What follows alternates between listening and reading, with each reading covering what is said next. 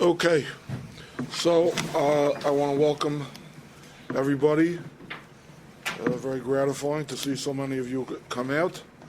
Maybe it's because we changed the topic from the Solas Yesharim to Megillah, and a little less demanding and very beloved and fun holiday. So we build this as the whole Megillah, showing you Megillah Gorilla and saying it's not that Megillah. But obviously, in the space of 50 to an hour and 10 minutes, whatever I usually teach on a Tuesday night, it's hard to encompass the entirety of the Megillah. As a matter of fact, some of you who are into old-time Yiddishisms may have heard people use Megillah as a synonym for something that's really long and drawn out. You'll say to a person, cut to the chase, skip the long Megillah, skip the Ganze Megillah. Because the truth of the matter is that if you review the narrative of Megillah Esther, of the scroll of the book that we read on Purim, I mean the salient points of the story, would fill a small index card. And yet, your average Balkari, your average Torah reader who's reading the Megillah can take anywhere from 45 minutes to an hour to read it. So if all I was going to do tonight would be to just repeat the Megillah, that would fill up the entire time slot. So you can call me bait and switch, but obviously when I say the whole Megillah, I don't mean to go through it verse by verse and I'll give you an explanation. That's not the idea. What I'd rather do is concentrate on some themes that I think capture the spirit and the essence of the Megillah and the holiday that celebrates it, Purim. So here are a few basic ideas. Very, very famous Maimer Chazal teaching the sages of the Talmud and the Medrash, where they ask, Esther min haTorah minayin. Esther, the person, the historical person, Queen Esther, all right, the heroine of the Purim story, of the Megillah. Where is she alluded to in the Torah? And this is, of course, the presumption that leis midi de la remiza be'araisa. There's nothing at all that isn't hinted to or alluded to at some point or on some level in the Torah. Some of these hints our sages throughout the ages have shared with us, and some are hints that, people do the New York Times crossword puzzle. Not everyone can finish every crossword puzzle every day. Some things we don't know where or how they're hinted to. But that's what the question that is posed by the Gemara. The Gemara actually poses it about Mordechai and Haman as well. But about Esther, the Gemara asks, where do we know Esther min haTorah minayin? Where do we know there's such a thing as Esther? And the answer is Va'anochi haster aster panei mehem bayema. The answer is a very terrifying verse that appears in the section of the Torah colloquially known as the Tochacha, the chastisement section of the Torah, where it says it's a very dire prediction, and I will verily I will conceal my face from them on that day. Right? In other words, it's a double concealment, as it were, a Hester b'toch Hester. Right? You take, I think it was Winston Churchill, speaking about the Soviet Union of his era, the late 40s, early 50s. He said it's a paradox housed in an enigma, cloaked in a conundrum, something like that. In other words, it's just, you think you know some cloak and dagger stuff, you think you know black ops, you think you know things that are going on behind the scenes. The Soviets are 2 levels deeper than that. So what the Torah is saying is that the etymology of the name Esther means a concealment. It's like a double concealment that's going on in the narrative and in the miracle of Megillah Esther. It's very often been pointed out. It's very odd. There is one parsha, there's one weekly Torah reading where Moshe's name does not appear after, of course, his first appearance. You won't find Moshe mentioned anywhere in the book of Genesis. But once Moshe Rabbeinu appears on the scene, there's only one parsha in the Torah where his name does not appear at all. Okay, we'll get to that a little bit later, the significance of it. Sherry, you remember which one it is? Because I don't. It's slipping my mind. I know one of the weekly Torah portions, Moshe Rabbeinu's name doesn't appear at all. One where it says to block my name out. Well, that's the reason for it. We'll get to that in a second. Okay. So, what you have over here, though, is something even odder. You have something that is part of the biblical canon in Judaism. As a matter of fact, part of the biblical canon in Christianity, too. Right? It's one of the books of the Old Testament. And nowhere in the entire book is God's name mentioned. Nowhere.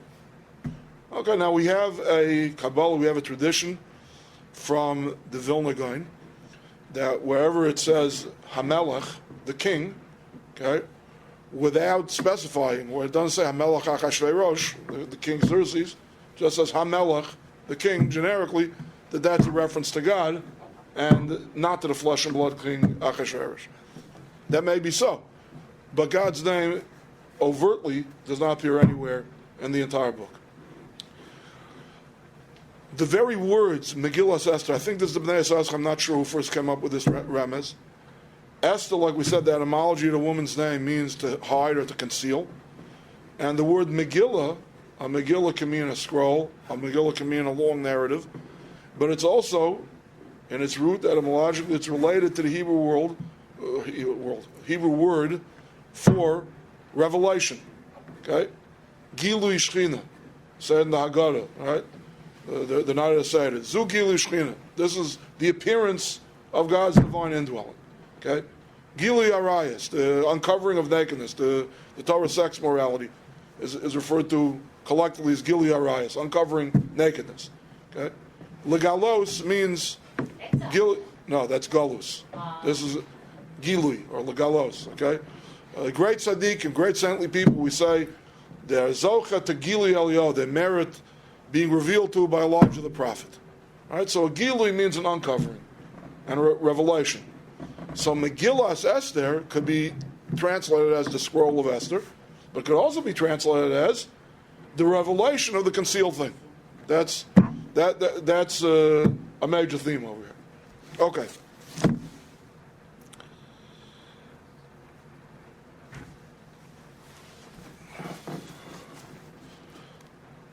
So, when we contrast, is actually something that's been ensconced in Jewish law and custom. This year is not a leap year, but many years on the Jewish calendar are leap years, and a leap year, unlike an American secular, I don't know what to call it, Gregorian calendar, leap year, it's not one day longer than a normal year. It's 1 month longer than a normal year. And this is all part of the secret of lunar solar intercalation, how the Jewish calendar is neither a pure lunar calendar nor is it a pure solar calendar. And this is the way that we were able to line up and realign the lunar year, which is really even a misnomer. There is no such thing as a lunar year. The cycle of the moon is a month, right? And the year, which is a solar thing, and this way our months do not get out of sync with the seasons of the year. Because the Torah commands, for example, the holiday of Passover has to be on the 15th day of the first month, which is Nisan, but it also has to be Moed Chodesh Aviv, it has to be the springtime festival. If you don't realign the lunar year with the solar year, after 3 years, you're a month behind. After 9 years, you're a season behind. Right? If you ever follow Islamic custom, and it's hard to avoid following Islamic custom in the world that we live in today, if you follow these things, there are sometimes that their holy month of Ramadan, the month where they're fasting, sun up to sundown, appears in the winter, and it's a relatively easy fast. And sometimes it comes out in August, and this is what it's all about, because they're working with a pure lunar calendar. They don't bother to realign the lunar cycle with the solar cycle. So,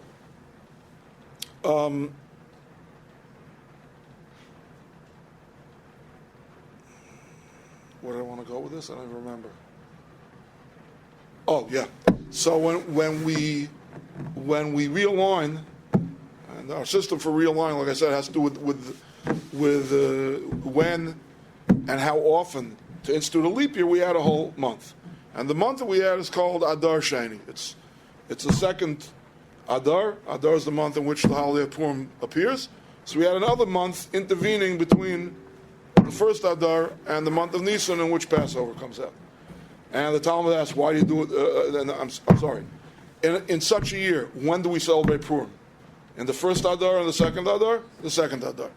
The Talmud poses the question, why? Why should you push off Purim for a month? You have a month of Adar, and that's the month that the holiday is supposed to be celebrated in. Good, we're calling this 13th month, we're calling it Adar too. Why do you stick Purim in there? Because if you have a yard side or something, you might as well have it. No, nothing to do with that. When to celebrate the yard side if your loved one passed away in a regular year, that's a separate question. But Purim always is celebrated in the second Adar, and the reason is to bring adjacent one salvation to another salvation.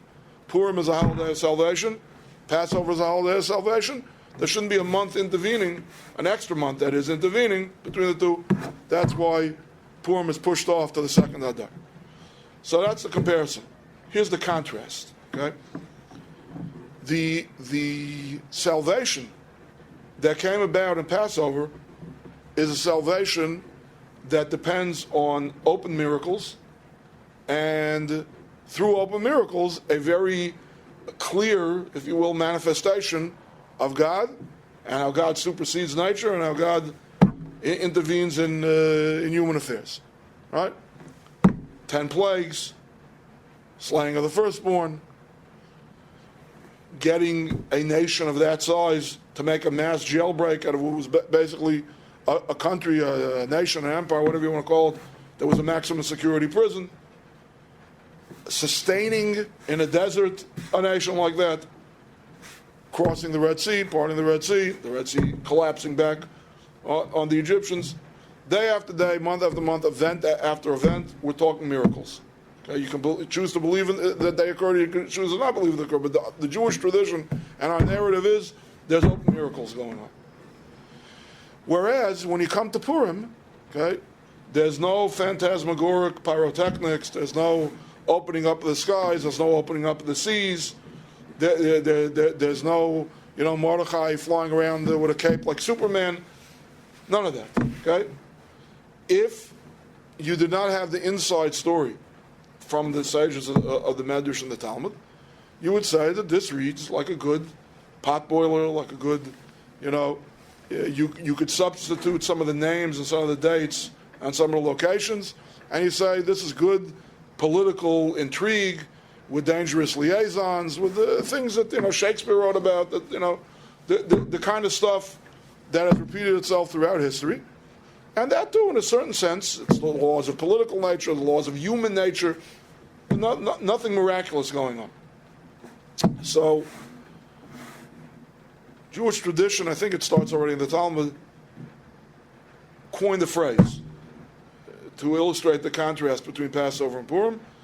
And that phrase is the difference between Nisim Galuyim and Nisim Nistarim.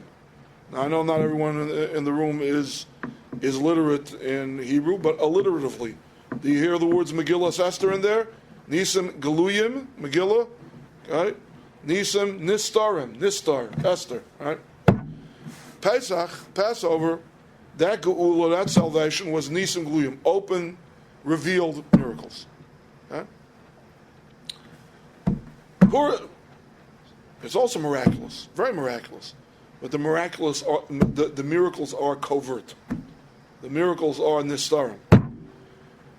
It's not just that God doesn't appear, the name of God doesn't appear in the scroll, in the biblical book. Okay? God is not overt in the story, in the narrative. We don't see any miracles. Okay? When frogs are hopping around everywhere, when a country goes black, before the age of Thomas Edison, everything goes black at midday. Okay? When hail that contains incendiary bombs is coming down from heaven, okay, that's a miracle. There's something. It's clear to me that there's someone and something that's beyond nature, that transcends nature, that's above nature. Okay? When in an absolute dictatorship, in an absolute monarchy, one minister falls from grace and another rises in his stead. Okay, watch any miniseries, watch The Tudors, watch the the Borgias. You'll see stuff like that happening all the time. Right? Nothing miraculous about it. So we believe, no, there is a miracle going on. It's not overt. It's nistar. It's concealed. Okay, so to me, this is the whole Megillah. Keying in on this idea, on this notion, what exactly a nes nistar means. Okay, I want to share with you the thoughts of two great 20th century Jewish thinkers about this. But before I do, let me pose you a question that's been bothering me for years. And maybe tonight I finally arrived at something approaching an adequate answer. Well, it's a little esoteric, the answer that I found. And here's my problem, okay? Look, I'm a believing Jew, okay? Me personally, my parents, yeah, but me personally, I can't say that I ever experienced what I would call, on a personal level, forget on a national level, on a personal level, I never experienced anything that I would call a geula, a salvation. By salvation, I mean there was a real existential threat. There was a really good chance that I was about to die, that my family was about to die, right? And, wow, danger averted, danger over. Breathe a pneumatic whoosh of relief, it's all over, I'm in the clear now. I've never experienced that. Well, I can't say that. Not me immediately. My son was in a near fatal car accident where the hand of God was very obvious to me, at every step of the way. But that said, okay, I'm also a believing Jew, and I believe in providence, and I believe in a kind of providence that Jewish philosophy describes as hashgacha pratis, meaning that God's oversight and God's control is to the ultimate detail. Okay? God doesn't get overtaxed. There's no devil in the details for God. God is almighty, infinitely powerful. Okay? For a human being, even a very, very brilliant human being, even a human being with tremendous physical prowess, right? A human being would not be able to handle all the details that come with every single project. Okay? All the great managers will tell you have to know how to delegate authority. If you can't delegate authority, you're in for a world of trouble. Right? So God doesn't have that problem. And that's such as something called hashgacha pratis. The real pratis, I think, is best illustrated by two teachings of the sages. One is Ein Adam Naikef Etzbai Milmata Elim Ken Geyser Al Milmala. Nobody will prick their finger. Okay? No big deal. I'm not talking about, like I said, a near fatal traffic accident. I'm not talking about financial ruin. I'm saying you stubbed your finger. You ran your finger against something and you caught a splinter or something and you bleed a little bit. Okay? Even that is decreed by God. Okay? That's one. Here's another one. Whereas we know there's such a thing as suffering that edifies people in certain cases, could be punishment for their sins, that saves them from punishments in the afterlife, all different kinds of functions for suffering. But how much is suffering? What does suffering count? What is considered suffering? So the Talmud's answer is, if you stuck your hand in your pocket, okay, in the olden days, before parking meters, before we had the evil Muni meters with their credit cards, and no feeding the meter to get extra time. It's a diabolical plot, I tell you, the Muni meters. But at any rate, yeah, in the good old days when you had to feed the meters with a quarter, maybe some of us in the room here are old enough to remember when meters also took dimes and nickels as well, right? Okay, so let's say it's that era. It's the era of quarters, dimes, and nickels, right? And I got a good parking spot. I want to feed the meter. And what happens? I stick my hand to my pocket, and I come up with a penny. Okay, Canada is smart. They're eliminating the penny. Well, I came up with a penny.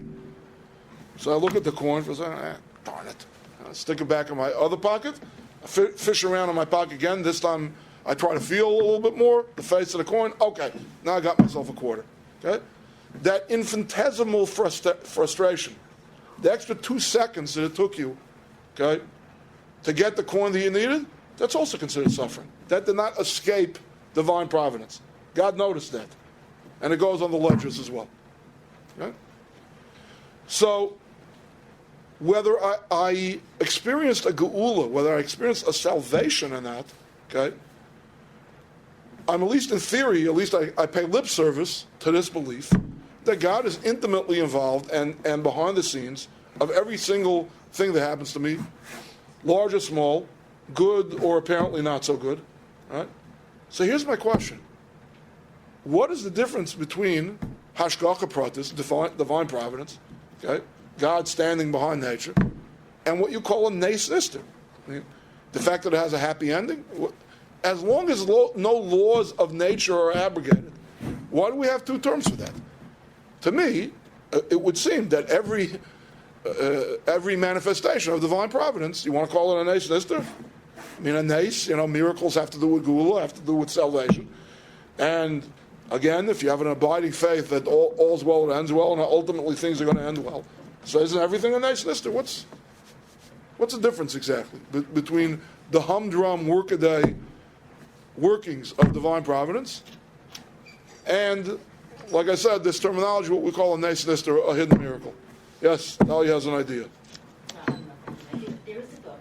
Yeah. Small miracles. I forgot who wrote it. Get the Halberstam Mandelbaum. Yeah. And that they say there's no such thing as coincidence. And you have to understand that everything is a nes. As I said, it's a miracle from God. Fine, I agree with that. My problem is why the two different terms then? Exactly, everything is a nes nister. And hashgacha is the same thing, like you get a stamp of something kosher, different word. No, it's the same word. It means supervision. Yeah, like there's a verse in the Song of Songs in Shir Hashirim speaking about God that it says, "Mashgiach min hachalonos, meitzitz min hacharakim." He observes from the windows and he peers through the cracks. So that also, commentaries say, when somebody is peering at you through the window, well, a window is clear glass. You can look back up and you can see them peering at you through the window. So that's the kind of hanhaga, that's God conducting his cosmos, his creation, right? Where his presence is manifest. Yeah, he's looking at us and we can look right back at him. But when he's peering through the cracks, when somebody peers at you through the cracks, you can't see their eyeball, you can't see their iris, right? So, but that's where the word hashgacha comes from. Yeah, it's the same idea. Supervision, eyeballing something. The job of a good kosher supervisor is that nothing escapes his vision. That he's, he's got eyes in the back of his head. Yeah. Parenthetically, I just, Purim is I'm getting very heavy over here. Purim is supposed to be a jolly holiday. Just have to tell you, my son, one of my sons was recently, it's a good gig if you can get it, okay? He got a job as a combination mashgiach's assistant and youth counselor at some midwinter glatt kosher trip in the Dominican Republic. Right? So he was at some 5-star resort, and they're kosher. At any rate, they were, preparing, I don't know if it was for Friday night dinner or just a regular night dinner, some elaborate meat main course. There was a lot of brisket being served. There were 4 huge briskets, right? And all of a sudden, he sees on the meat counter, he sees a big gallon jug of milk. And he asks one of the chefs, one of the Latino guys working there, he says, "What's going on?" He says, "You don't know there was a grease fire." So I said, "Okay, so there was a grease fire. Why did you say, what, so what does that have to do with the milk?" He says, "Well, I took the milk and I threw it all over those 4 roasts over there." He says, why not water? He says, "You can't put water on a grease fire." So take a fire extinguisher, so snuff it out with your jacket or something. Supposedly your guy's been working in the kosher industry. The milk and meat don't.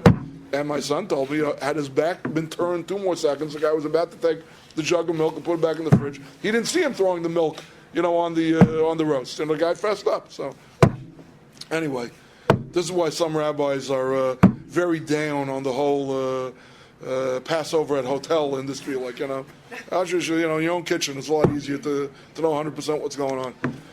Okay, be that as it may. I don't know if it's a funny story or a horror story. Yeah, sure, I'm working at kosher kitchens. Naturally, the first thing you do to put out a meat grease fire is a jug of milk. Sure, that makes perfect sense.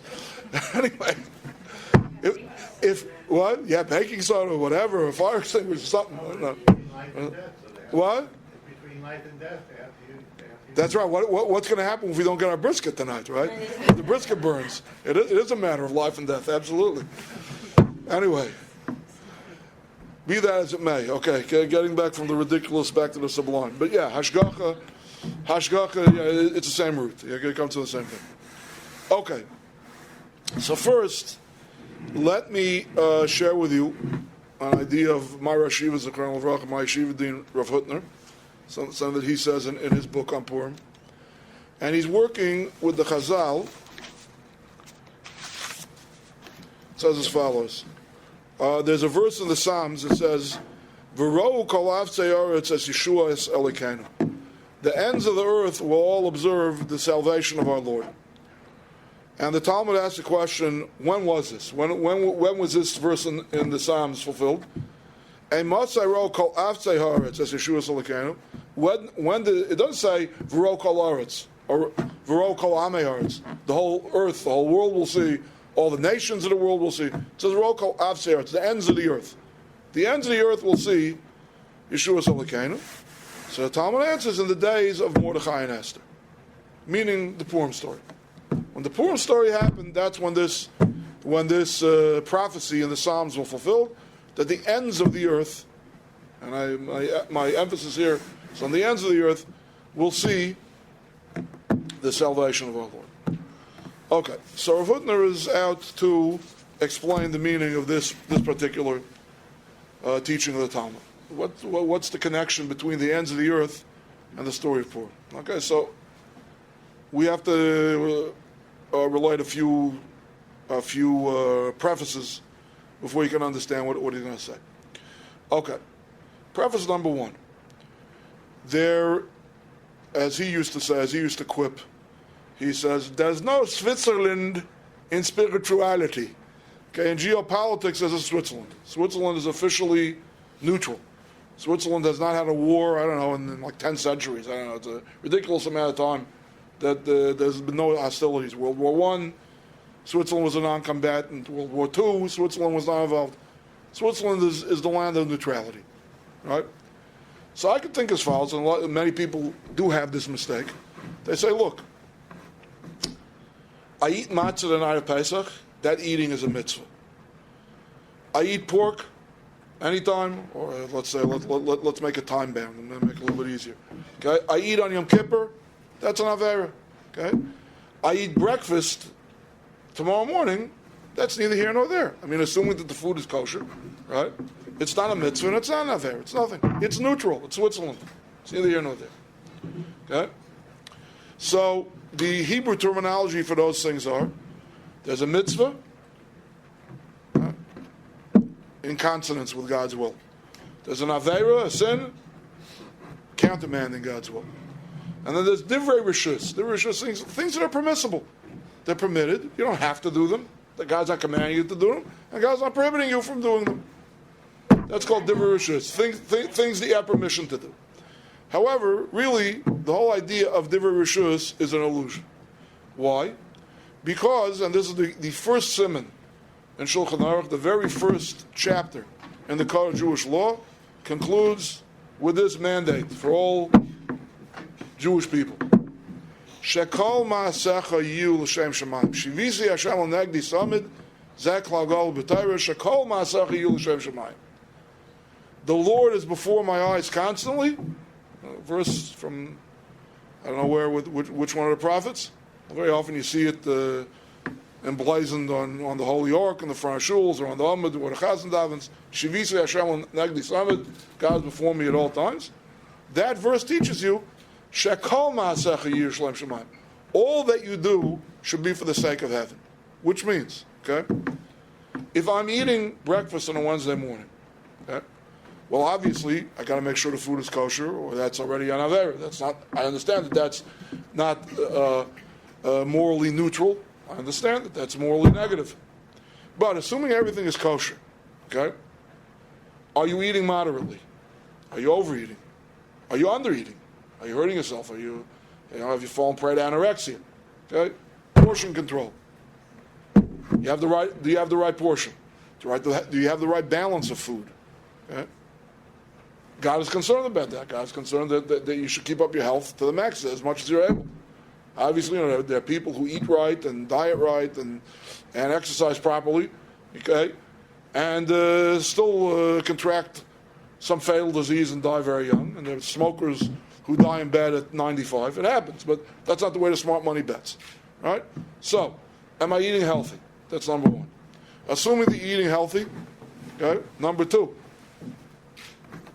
you have nutrition. Your nutrition gives you some energy, okay. That is, oh man. I know a guy's named Garrison Keeler, Prairie Home Companion.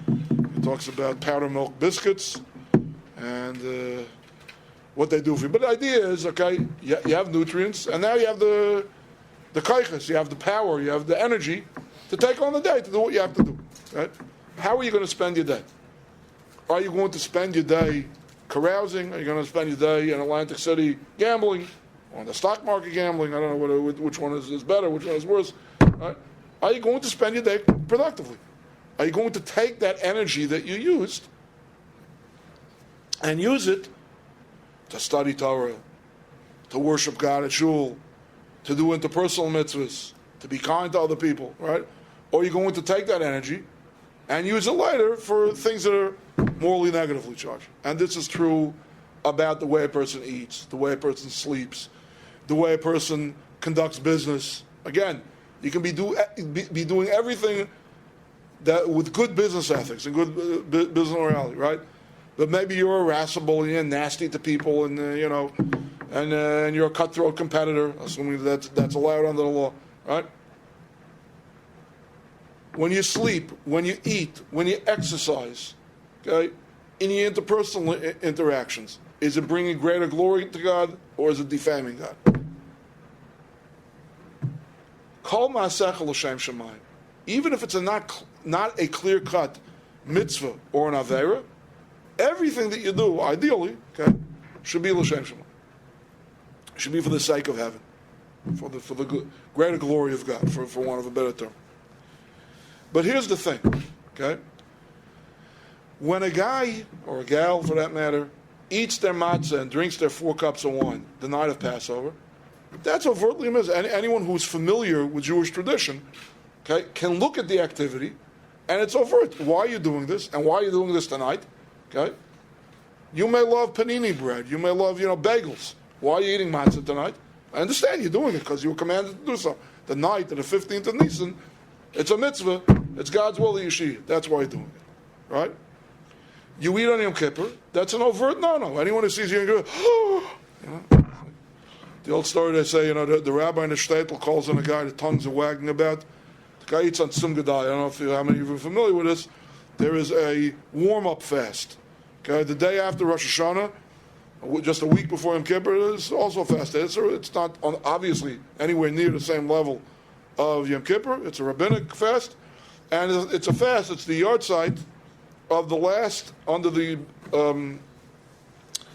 Babylonian exile. The last Jewish governor of Judea was a fellow by the name of Gedaliah ben Achikam, and he was killed in an assassination. And when that happened, the authorities came down hard on the Jews, and they exiled the last remnant of Jews from the land of Israel. The way, metaphorically, the way our sages teach us, Kiba Gachlosim Shal Yisrael, the last coal, burning ember of the Jewish presence in the land of Israel was extinguished. So it's a black day in Jewish history, and we fast. Anyway, there was a guy in the little shtetl who tongues were wagging about him that he eats on some Gedalia. So the rabbi calls him in, and he says, what's this all about? Is it true? So Rabbi, I'm not going to snow you. It's true. I eat on some Gedalia. So, how can you eat on some Gedalia? What's the matter with you? So he says, I'll give you 3 reasons, Rabbi. First of all, it's been 2,000 years since they assassinated Gedalia. How long do you have to observe a yahrzeit for? I mean, come on, that's ridiculous. Number 2, and I want to ask you this, and please answer me honestly. Do you think that if they killed me and Gedalia was alive today, he'd be observing my yahrzeit 2,000 years later? But the main reason is if I eat on Yom Kippur, why in the world should I fast on some Gedalia? Okay?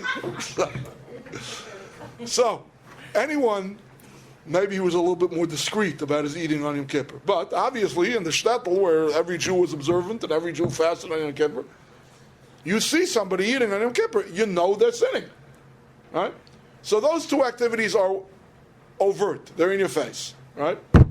But when a guy sits down to breakfast, even if he's got a good track record for the last 10 years, after breakfast, he goes, he's a retired guy, he has discretionary time on his hands, he goes to some yeshiva, he sits down, got his laptop, he downloads a Torah class, from one of the many sites that you can do so, whatever he does.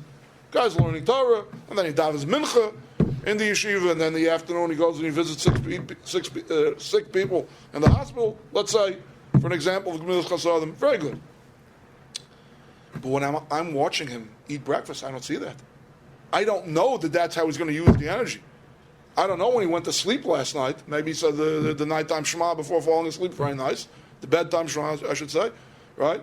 But who says that, again, the restfulness and the rejuvenation, the recharging the batteries that he got from sleep, how do I know how he's going to use it?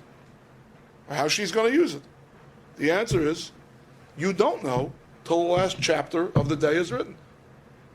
In some cases, you don't know until the last chapter of the life is written.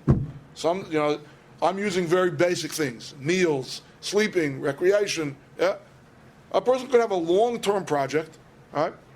A guy spends 15 years, or a woman entrepreneur spends 15, 20 years building a business.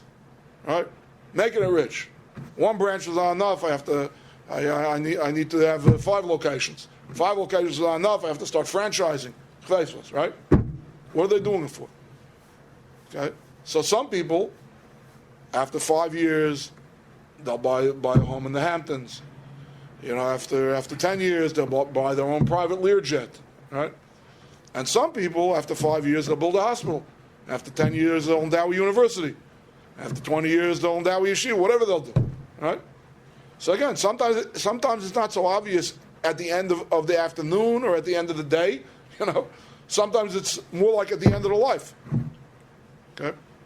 So, says Rav Hutner, we have to recast our attitude towards what are called the divrei rishus, the permissible things. It's not that, so to speak, they don't matter to God, or that they're truly morally neutral. What it is that unlike an overt mitzvah and unlike an overt avera, you can't know what they're all about till the last chapter is written, till the end. Point number 1. Point number 2. We all know one of the number 1 rules of education is that you should never try to instruct students or children, do as I say, but not as I do. Right? You got to role model everything. You can't. What's good for the goose has to be good for the gander too. Right? So some people think that the mitzvahs of the Torah are God's marching orders to humanity. Right?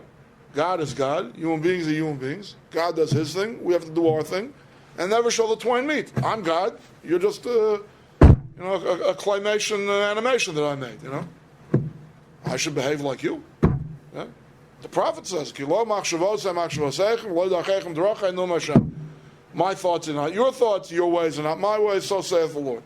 Okay. So we would think that God is guilty of do as I say, but not as I do.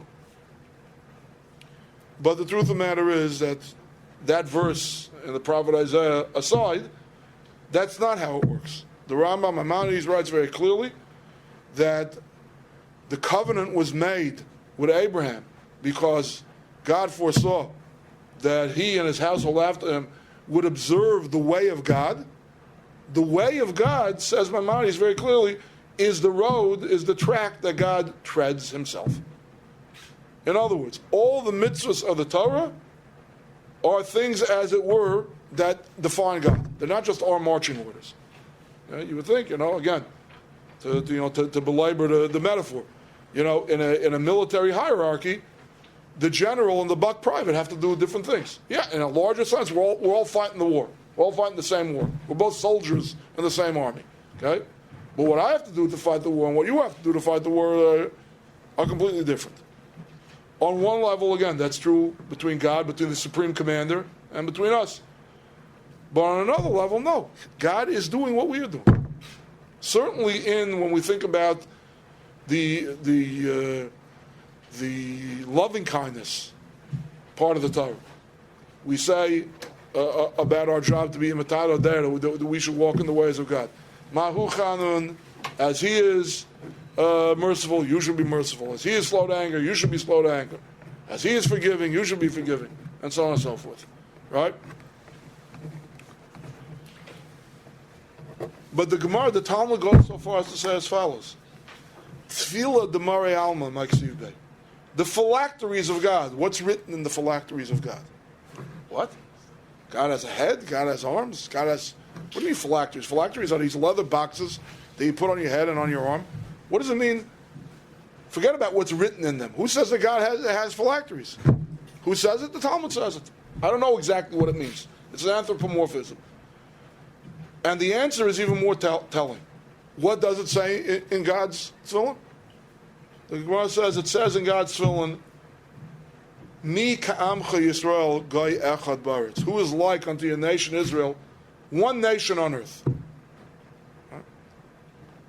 In our tefillin it says, Shema Yisrael Hashem Elokeinu Hashem Echad. Hear, O Israel, the Lord your God, the Lord is one.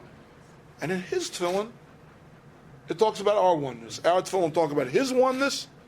His tefillin talk about our oneness. This gives us a major insight into what it means when we say God does mitzvahs. If our mitzvahs are to bring greater glory to God, His mitzvahs are to bring greater glory to us. We declare His oneness. His tefillin don't declare His oneness. You think He's God. He's the Supreme Commander. His tefillin should also say, the Lord our God, the Lord is one. No. His tefillin declare our oneness. So Rav Hutner says, the same way for a human being, a devoted human being, a servant of God, somebody who has a relationship with God, it's not just about fulfilling God's will overtly. I put on tefillin today. This is nonsense. If it's not because God commanded me to do it, there is no meaning to this act. It's a meaningless act. I'm doing it because God commanded me to do it. Okay, that's an obvious fulfillment of God's will. Eating breakfast, not so much. But wait till the end of the day. See how I spent my day. Did I learn? Did I conduct my business ethically? Did I give some charity today? Whatever the good deeds that fill up a person's day. When the day is done, I can look back on my day and say, you want to know something? It wasn't just the davening 3 times a day and the giving the charity and then the visiting the sick and so on and so forth. It was the sleeping. It was the nutrition. It was the exercise. It was maybe even the recreation. Maybe I need that to keep my sanity to work efficiently the rest of the time. Right? But again, I don't know that until the end. Says Rav Hutner, what does it mean when we say that there's a nice nister, that there's a hidden miracle going on at the time of Purim? And what do we mean when we say, the Talmud says, that the ends of the earth shall see the salvation of our Lord happens in the time of Mordechai and Esther? It means because until the last chapter of the book, you don't know what God's doing. Not only could it be interpreted neutrally, it could even be interpreted He's doing an Aveira over here. Okay? If our Aveiras, if our sins are countermanding His will, what do you think a decree of genocide is? Right? The Persian Median king, Achashverosh Xerxes, he stamps a decree with his signet ring that says that on this and this date, everyone is allowed to massacre the Jews, men and women and children, from the oldest to the youngest, and the Jews aren't even allowed to defend themselves. That's the royal decree. Guy's a Hitler, guy's a Gestapo, and we're supposed to believe that God is pulling the strings of these marionettes behind the scenes. Okay? That doesn't look like a person who's eating nutritiously. That looks like a guy who's eating pork. Almost. Right? But nevertheless, when the last chapter is written, we know that there are no alternative histories. It had to be this way, and it was all about the salvation of the Jewish people. That's what it means when it says, Afseor, it's the ends of the earth. It doesn't say all nations of the earth or the entire earth.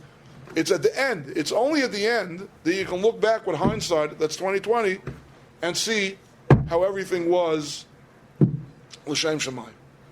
Excuse me. L'Shem Yisrael in this case. Everything was for the sake of the nation of Israel. So, if the holiday of Pesach, the holiday of Passover, is like putting on tefillin, declaring the miracles that God is doing for the salvation of Israel are open, they're overt, there's no two ways to interpret them. I'm standing there, I'm witnessing them, I see. God is on our side. He's on the Egyptian side. Right? The holiday of Purim is very different. I don't know. I don't even know if God's here. Sure looks like if there is a God, He's abandoned us. Right? The old big theological question of the 20th century. Where's God in Auschwitz? Right? And when you draw up the plans for Auschwitz, that the question is any less. He was drawing up the plans for an Auschwitz. Haman and Achashverosh. They were, I should say. Right? So the fact that nothing is overt, nothing is clear, nothing is open until the very last chapter, and then we can look back in hindsight, okay, that's something that we call a nes nistar, a hidden miracle, and that's something that corresponds to ourselves, not just doing mitzvahs, but doing everything. Things that normally wouldn't associate with mitzvahs as being l'shem shamayim. Okay, before I go on to the next one, yes. First of all, when's Tainas Esther? Is it Thursday? Thursday, yes. It's been before I was a Shabbos. Right. Rabbi, I have to be very rude and stop this. I'm tape on. All these people came out for you to show you their love and support, and you know you don't believe it, so it's kind of a sneaky. And Yochanan brought all this food, we all schlepped them all over. Shari made all the hamantashen, and I hope it's good. I like them crispy. I bought those for you because I know you like them more than nobody else does. Okay. But, It's an opiate, the river. yeah. Puppies. I have to eat something. The puppy view. Because, Okay, so that's it. We're calling it a class tonight? Okay. everybody would like to say Oh, boy. Okay, am I going to get verklempt here? yeah, I said we have. I can't look at any of it like a fish. All right, Rabbi Yitzchak Dovid Schwartz, Rabbeinu, our teacher. When we learned that you were leaving, we all shared forlorn eyes. Our shock from this announcement emitted many sighs. This news within our hearts caused a great big conflagration. Someone will be missing from our own Hicksville location. When you taught a Mercer class, our souls shook with strong vibrations. But sadly, our former Torah classes will require no more registrations.